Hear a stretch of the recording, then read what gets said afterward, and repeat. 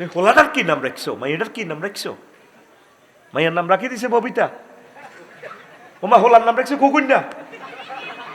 মাগো আয় কত বিয়া হরাই নয় দায় চলিয়েছি, কত নাম রাখতাম যাইতে ইমামা ছিলাম। আই আল্লাহ এসব শেয়ানাগিরি জানি।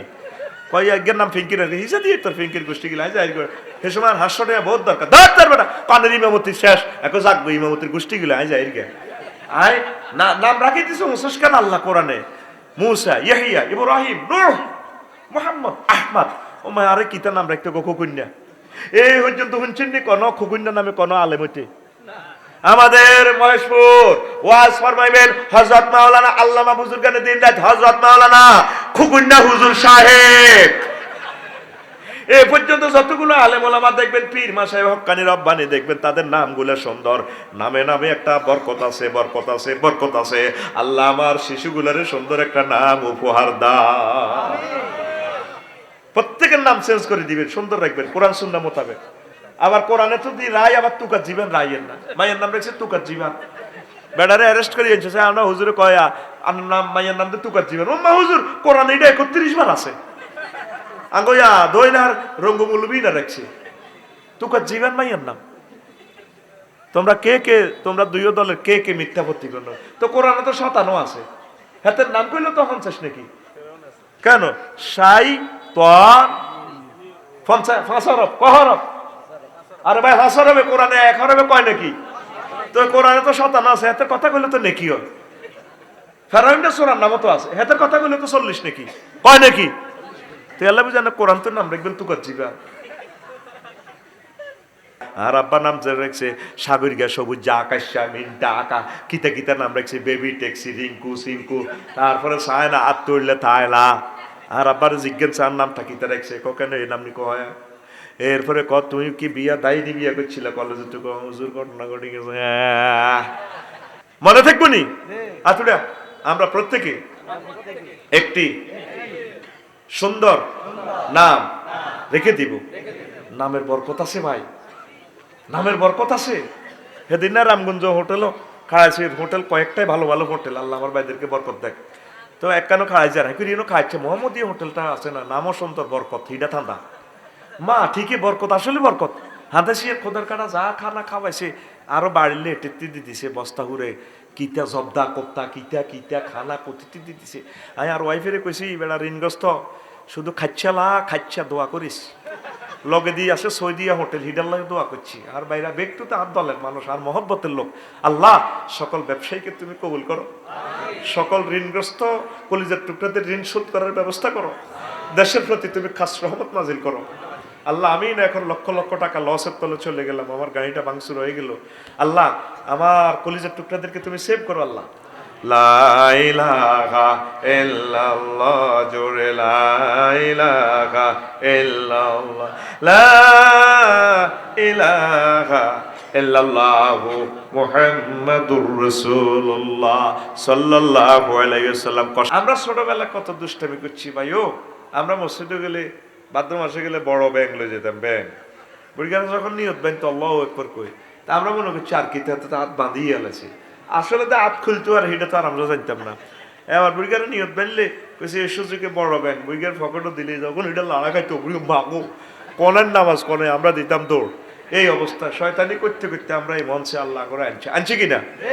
তাহলে শিশুদেরকে নিরুৎসাহিত করবেন না, তাদেরকে মসজিদে নিবেন, ওয়াজ নসিহতে নিয়ে আসবেন, তারপরে বিভিন্ন অনুষ্ঠানে তাদেরকে নিবেন, তারা দেখতে দেখতে শেখে। অনেক প্রতিষ্ঠানে 2 মাসও ছুটি দেয় না, ঠিক কিনা? এটা করিয়েন না, শিশুর নাগরিক অধিকার নষ্ট করিয়েন না।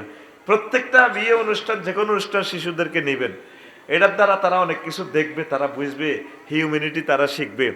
যদিও নির্ধারিত ছুটি ওভার করবে তারা, বা মাদ্রাসা যাইতে চাইতো না, 2-3 দিন আরো বেড়াক না, আব্বা আম্মার একটু মায়াটা পাক, আত্মীয় স্বজনের স্নেহ ভালোবাসাটা পাক, তারপর তারা পড়বে। 3 দিনের পর আল্লাহ আরেক দিক দিয়ে ফসাই দিবে ইনশাল্লাহ, ঠিক কিনা? মাগো অনেকে 6 মাসও ছুটি দেয় না। আর কেমন কোন জাতের মা বাপ এরা আনেও না, লুবি লুবি, মানে হেতে হাফেজ হয়ে যাক, হেতে উড়ি গেলাম মাস্টার ডিগ্রি হরিণ না, এত হড়া হড়ে না। যে নির্যাতনটা আপনারা শিশুর করে করেন, কমাই কমাই পড়ান, এর ডোজ কমাই দেন, তাহলে সে ডাইজেস্ট করতে পারবে, সে বড় আলেম হবে ইনশাআল্লাহ, ঠিক কিনা? অতি নির্যাতনের সার যদি বাড়াই দেন গাছিটা টিকতো না, অনেক হেফজ মাদ্রাসা, সব না, বেশি হড়াই, রাত 3টাতে বেশি ঘুমেতে উড়াই শেষ হাতে, আর কিচ্ছু হাতে মানে না। এটা আমি অ্যানালাইসিস করছি, এটা আমার নিউরোলো সায়েন্সের কথা, শিশু বিশেষজ্ঞদের কথা, বাংলাদেশ সরকারের কথা, এডুকেশন মন্ত্রণালয়ের কথা। এজন্য তাদেরকে কমায় কমায় দিবেন। যে নবীর কাছে কোরআন নাজিল হয়েছে 40 বছরে, আর হাতে 95 হলাম, বাঘো হাতের হড়াই যেন 2 বছরে মারিয়ে নেবেন। আস্তে করেন। বইয়ের বিশ্বের সিলেবাসটা কেমন? কামাল পড়বেন, দাওরা পড়বেন, হেফজ কমপ্লিট, ক্লাসে বাক করি করি দেয়। আল্লাহু আকবার। আগো দেশ যাতে এটা ফলো করে, পড়ে না আমিন।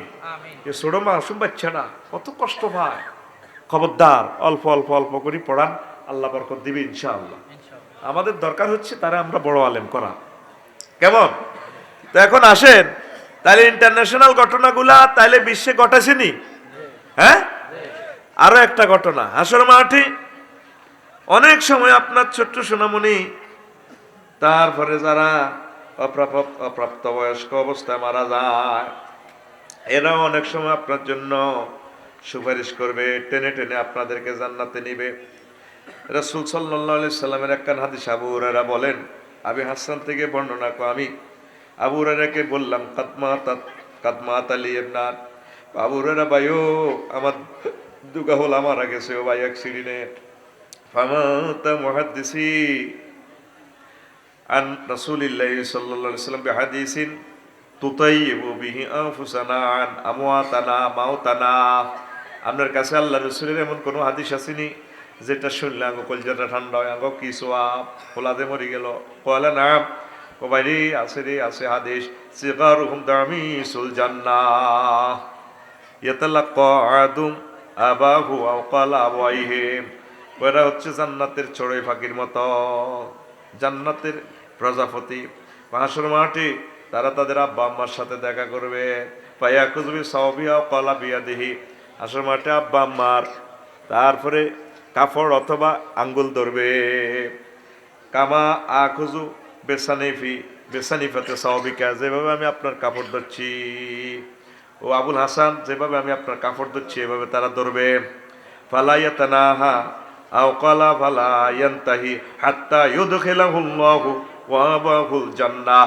যতক্ষণ না তার আব্বা আম্মাকে, রাসূল সাল্লাল্লাহু আলাইহি সাল্লাম আরো বলেন বিভিন্ন হাদিসে, রাসূল সাল্লাল্লাহু আলাইহি সাল্লাম বলেন, যখন আপনার হাতে পায়ে ডান্ডা বেড়ি লাগায় জাহান্নামের দিকে টেনে নিয়ে যাওয়া হবে, অপ্রাপ্ত যে ছোট্ট সোনামণিগুলো মারা গেছে তারা, তারপরে আপনাকে ধরবে।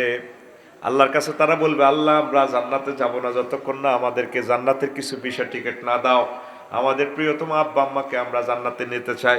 আল্লাহ জাল্লা শানু বলবেন হাসর মাঠে, কোটি কোটি মানুষ থেকে চিনবা কিনা? আল্লাহ চিনবো, আমরা চিনবো, আমাদের নাকে সে পাওয়ার আছে। তখন আল্লাহ তাদেরকে পারমিশন দিবেন, ভিসা টিকিট দিবেন। এরপরে ছোট্ট ছোট্ট সোনামণিরা হাতে পায়ে শিকল ফারা আব্বা আম্মাকে এভাবে ধরবেন, আব্বা চলেন জান্নাতে যাই। ফেরেশতারা বলবো, ছোট বলাইন কিরে তুই কি জান্নাত? এই যে টিকিট আনছি আমার আব্বার জন্য, ইজ্ঞা আমার আব্বা, ইজ্ঞা আমার আম্মা। আব্বা আম্মা খেতে খেতে বলবেন, কে গো তুমি, কোন ছোট্ট সোনামণি, তুমি এক কঠিন দিনে আমাকে মুক্ত করতেছ। তখন ছোট্ট সোনামণিরা বলবে, আব্বাও আমি জকশিন কিন্ডারগার্টেনে পড়তাম, মাদ্রাসায় পড়তাম আব্বা, অপ্রাপ্ত বয়স্কে আমি মারা গেছি, আম্মার কোল থেকে পেট থেকে বাইর হয়ে 1-2 দিনে আমি মারা গেছি, ডাক্তার কল করার আগে আগে আমি মরে গেছি। আপনি অনেক দিন কেঁদেছেন আমার জন্য, আমি আপনার সেই ছোট্ট সোনামণি, আজকে দুঃখের দিনে আপনাদেরকে জান্নাতে নেওয়ার পারমিশন আল্লাহ আমাদেরকে দিয়েছি। এই জন্য ছোট্ট সোনামণি মরলে হাউমাউ করে কাঁদবেন না, ধৈর্য ধরবেন। আল্লাহ প্রত্যেক পিতা মাতাকে ধৈর্য ধারণ করার তৌফিক দান করুন। রাসূল সাল্লাল্লাহু আলাইহি সাল্লাম আরো একটা মজার কথা বলি, যখন জান্নাতুল মাওয়া ভ্রমণ করলেন, সেখানে একটা স্টেডিয়াম আছে, আন্তর্জাতিক স্টেডিয়াম, খেলা চলে। প্লেয়ার হচ্ছে অনূর্ধ্ব ছোট্ট সোনামণি 12-13 বছর গিয়া ছোট ছোট ওলাইন, অনূর্ধ্ব 19-এর ছোট ছোট ওলাইন খেলে। আর দর্শক সারিতে ফিফা বিশ্বকাপে দর্শক সারিতে মঞ্চে গ্যালারিতে একজন পুরুষ বৃদ্ধ আর কি, আর একজন বৃদ্ধা মহিলা বসে আছে। এত সুন্দর মানুষ, আল্লাহর রাসূল বলে এত সুন্দর পুরুষ মহিলা আমার এই 2 চোখ কখনো দেখে নাই। স্বর্ণের চেয়ারে বসা, তারা খেলা দেখতেছে। ছোট্ট ছোট্ট ফলাইন খেলে, খেলতে খেলতে অনেক সময় টকজক লাগে, তারা কাঁদতে কাঁদতে এই বুড়াটার কোলে চলে আসে, সে জড়াইয়া ধরে, আব্বা আব্বা ও আব্বা কই কই কাঁদে, উনি আদর করে ছেড়ে দিলে তারা আবার দৌড়ে খেলতে লাগে। আম্মারে ধরে আম্মা কইয়া কইয়া কাঁদে। আম্মা যখন সুমো দিয়ে দেয়, আব্বার তনু, আম্মার মনু, একথা আদর করে ছাড়িয়ে দিলে তারা আবার খেলে। আল্লাহ রসুল প্রশ্ন করলেন, ভাই জিব্রাইল এটা কি দৃশ্য দেখলাম? কইয়া রাসূলুল্লাহ ইয়া হাবিবাল্লাহ, নবী ও এটা জান্নাতুল মাওয়ার স্টেডিয়াম, ছোট্ট ছোট্ট সোনামণিগুলা প্লেয়ার হচ্ছে আপনার উম্মতের, এরা রাধাপুরের, তারপরে জকসিনের ছোট ছোট বলাই। ও তারা কি আমলের কারণে এই অবস্থা? আর এই বুড়া মুরব্বী দুজনকে কই, উনি হচ্ছেন জাতির পিতা ইব্রাহিম খলিলুল্লাহ আর ওনার ওয়াইফ আম্মা সায়রা আলাইহিস সালাম। তারা কেন কাঁদে? এ দুজন মানুষ কোলে নিয়ে সুমু খেলে আবার তারা হাসতে হাসতে খেলা কই, ইয়া রাসূলুল্লাহ ইয়া হাবিবাল্লাহ, জকসিনের জমিনে, লক্ষ্মীপুরের জমিনে, রাধাপুরের রোজার ঈদ চলে, কোরবানির ঈদ চলে, আম্মা পাকের ঘরে রুটি বেলতে বেলতে ছোট্ট সোনামণির কথাকে স্মরণ করে করে কেঁদে দিচ্ছে। তার বাসুরের মেয়ে তারা সালাম দেয়, আন্টি কেমন আছেন? কদম বুসি করে, আন্টি আপনাকে অনেক ভালো লাগে, স্বামীর বাড়ি থেকে আসতে পারেন, আন্টি কেমন আছেন? আম্মা যে কল্পনার সাগরে 30 বছর 40 বছরে চলে যায়, তার সাথে আমার মেয়েটাও পড়ছে। যদি আমার মেয়ে বাঁচি থাকতো, আমার মেয়েও তো আজকে এত বড় হইতো। কত বছর আগে মারা গেছে আব্বা আম্মা, এত বছর কল্পনার সাগরে ঈদের সময় কাঁদে, বিভিন্ন সময় ছেলে সন্তানের কথা মনে মনে কারেক করে কাঁদে। এই কান্নাটা আল্লাহ জাল্লাহু তাদেরকে জান্নাতুল মাওয়ার স্টেডিয়ামে দেখায়। তখন তারা আব্বা গো বলে চিৎকার দিয়ে কাঁদিয়া আল্লাহ তাকে দুজনের আব্বা আম্মা শুরুতে বসে রেখেছে। আব্বা আম্মা দুজন কোলে লইলে বলাই আবার খুশি হয়ে আবার খেলাধুলা শুরু করি। এই জন্য রাসূল সাল্লাল্লাহু আলাইহি সাল্লাম পরামর্শ দিয়েছেন আম্মাদেরকে, আব্বাদেরকে চিৎকার করে কাঁদিয়েন না, ধৈর্য ধারণ করবেন, ধৈর্য ধারণ করবেন।